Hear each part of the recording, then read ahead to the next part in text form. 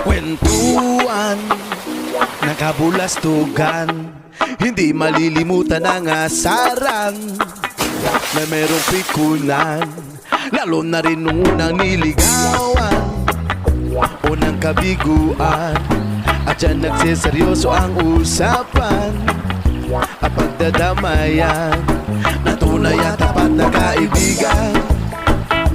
O mga buwang o kaibigan, lubang maaasahan.